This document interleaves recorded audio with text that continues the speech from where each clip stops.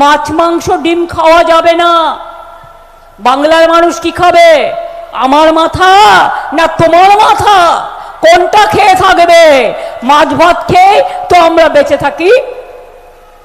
যার যার মতো সে খাবার খাবে, কিন্তু এই পরিস্থিতি বিজেপি রাজ্যে নেই। উনি মৎস্য নিয়ে কথা বলছেন, আমি বারাসাতে বলবো কত মাছের উৎপাদন আমরা বাড়িয়েছি। আর বাংলায় পুকুরে পুকুরে ভর্তি, ভেরিতে ভর্তি। আমাদের মৎস্যজীবীরা যে মৎস্য উৎপাদন করে সব বাজারে বিক্রি হয়। ওদের রাজ্যে মাছ খেতে দেয় না, মাংস খেতে দেয় না, ডিম খেতে দেয় না। কালকে এত বড় মিথ্যে কথা বললেন আমোদি প্রমোদি বাবু, যে বিহারে নাকি অনেক মাছ উৎপাদন হয়, সব বাইরে চলে যায়, আর এখানে নাকি হয় না।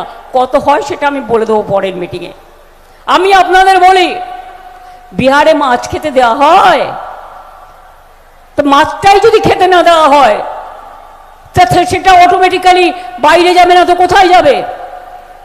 আপনি যদি এতই মাছ মাংসের ভক্ত হবেন, তাহলে মাছের দোকানে কেন বিজেপি হামলা করে আপনি কোনো কথা বলেন না? মাংসের দোকানে হামলা করে আপনি কোনো কথা বলেন না?